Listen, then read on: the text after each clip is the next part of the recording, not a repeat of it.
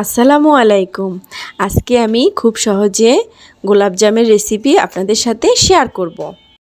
আমি এখানে নিয়েছি 1 কাপ ময়দা আর পুরো ভরা ভরা 1 কাপ গুঁড়া দুধ নিয়েছি, 2 টেবিল চামচ বেকিং পাউডার।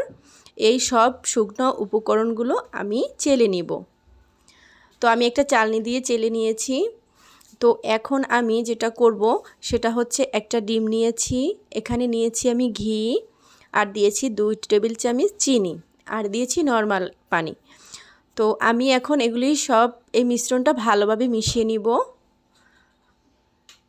এখন আমি এই শুকনো উপকরণের উপরে আস্তে আস্তে এগুলি দিয়ে আলতো করে মিশিয়ে নিব। খুবই সফটভাবে মিশাতে হবে,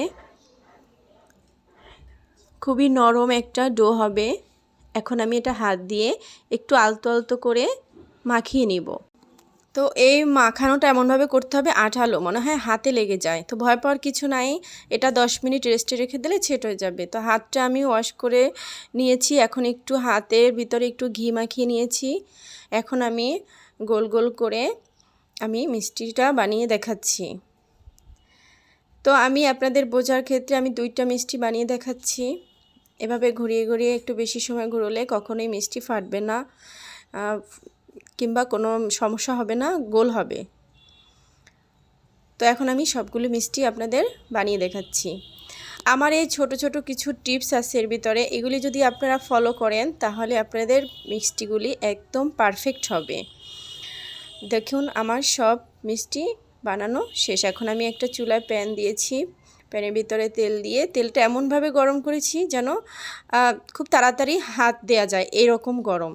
তো আমি মিষ্টিগুলি দিয়ে একটু ধরে ধরে ঢুলিয়ে নিচ্ছি, কারণ প্রথম দেওয়া অবস্থায় তো নরম থাকে, তো ঢুলিয়ে দিলে ভালো হয়। এই যে আমার মিষ্টিটা ভাজা হয়ে গেছে। যে যেরকম পছন্দ করেন, আরও এর থেকে আরও একটু বেশি ডিপ করতে চাইলে সেটাও করতে পারবেন। এই যে আমার এই দেখুন ভাজার পরে অবস্থা। এখন আমি এখানে 1 লিটার পরিমাণ পানি দিয়েছি। তো সেখানে আমি 1.25 কেজির মতো চিনি দিয়েছি। তো আমার ওই কিছু সময় বলক আসার পরে আমি এই মিষ্টিগুলো দিয়ে গ্যাস অফ করে ওই অবস্থায় ঢাকনা দিয়ে রেখেছি প্রায় 2 ঘন্টা। 2 ঘন্টা পরে দেখুন আমার মিষ্টিগুলো ফুলে কি সুন্দর হয়েছে, একেবারে রসে ভরা টইটুম্বর গোলাপজাম। দেখতে যেমন সুন্দর, খেতে কিন্তু অসাধারণ হয়েছে।